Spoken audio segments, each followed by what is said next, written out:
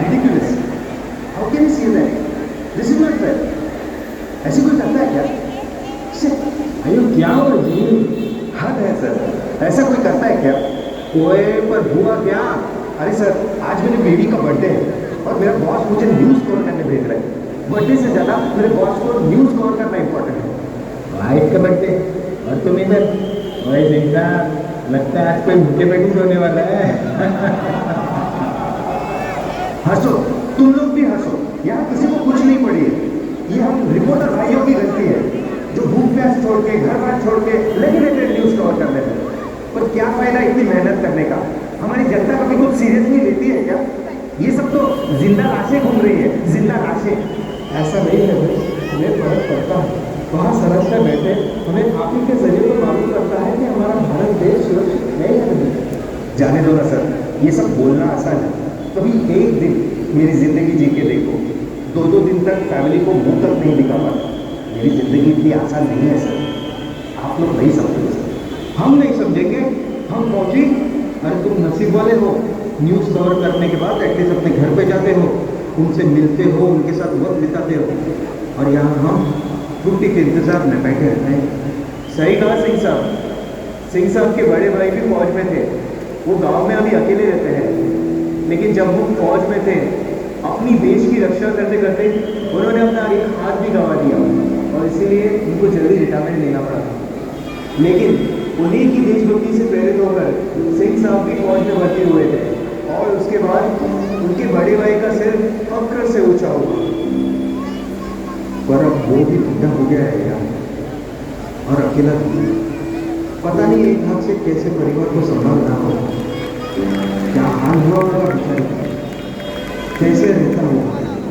काश काश उसके साथ में रह पाता, काश उसकी सेवा कर पाता, काश उसके खेत और घर के कामों में मदद कर पाता। काश।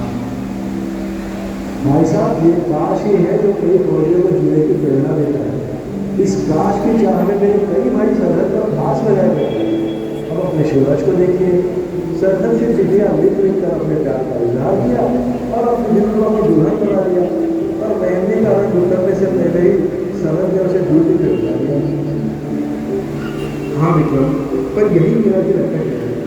वो बेचारे नहीं रहेंगे, उसके लिए तो घर में, परिवार में, गाँव में, और जिसके भरोसे उसने शादी की वो उसे छोड़ के सरहद आ गया। पता नहीं अब वो मेरे परिवार में कोई दिन गई होगी या नहीं। सिंह साहब, काश मुझे थोड़ी और छुट्टी मिल जाती। काश मैं मेरी बीवी को जी भर के देख पाता, उससे बातें करता। काश काश हम इस काश को हकीकत में बदल पाते। खैर जाने दो, अब सब हमारे आप पर थोड़ी ना है। अभी हमने स्वामी का देखे। हाँ यार, स्वामी की माँ भी तो अकेली है। स्वामी के पिताजी इस देश के लिए लड़ते लड़ते शहीद हो गए, पर फिर भी स्वामी की माँ ने अपने इकलौते बेटे को देश के नाम नौशावर कर दिया है और अब अकेले स्वामी के इंतजार में रस्ते पर नजर लगाए बैठी है। क्यों स्वामी? हाँ सर, पता नहीं मेरी अम्मा ने कहा ना खाया होगा कि उस पुराने टूटे मकान में उसका दिल लगता होगा कि मुझे मेरे अम्मा का बहुत याद आता है। काश में एक बार लग जाए तो उसको कल उसको गले लगाऊंगा और दिन रात उसके पैरों में लगाऊंगा। देखा भाई, तुम कितने खुशनसीब हो कि तुम्हें इस काश के सहारे नहीं जीना पड़ रहा है। हमारे लिए जिम्मेदारियों के बीच रिश्ते नहीं आते। हमारी जिम्मेदारी है भारत देश और इस देश की सुरक्षा।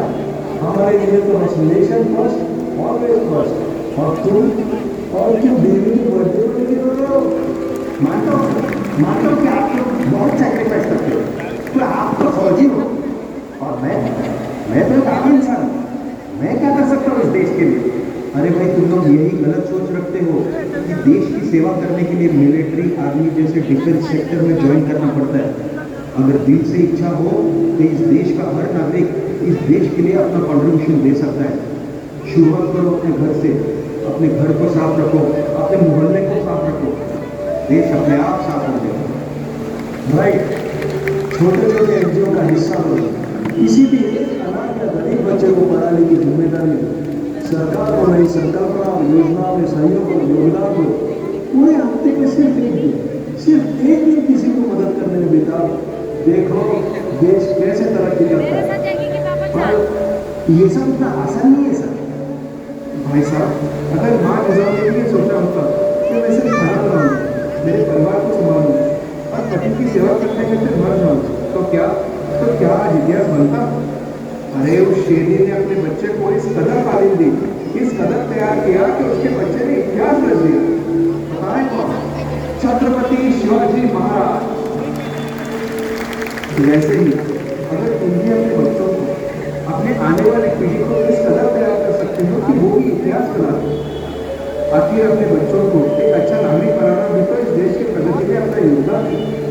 भाई साहब, ये जिंदगी बस एक बार मिलती है, तो उसे आम बना के जीने में क्या फायदा? उसे ऐसा जियो कि पूरी दुनिया कहे कि वाह क्या जिंदगी जिया गया। ये हुई ना बात। इस एंगल से तो मैंने सोचा ही नहीं।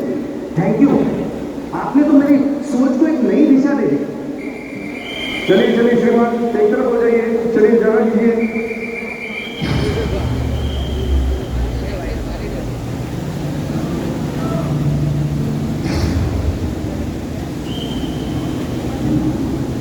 क्या हो श्रीमान, ऐसे क्यों आंखें फाड़ के देख रहे हो? ये हमारे 5 शहीद जवान हैं जो कल कश्मीर बॉर्डर पे आतंकी मुठभेड़ में शहीद हो गए। चलिए थोड़ी जगह दीजिए, और बहुत काम बाकी है। चलिए आप भी थोड़ा साइड हो जाइए, जगह दीजिए, चलिए।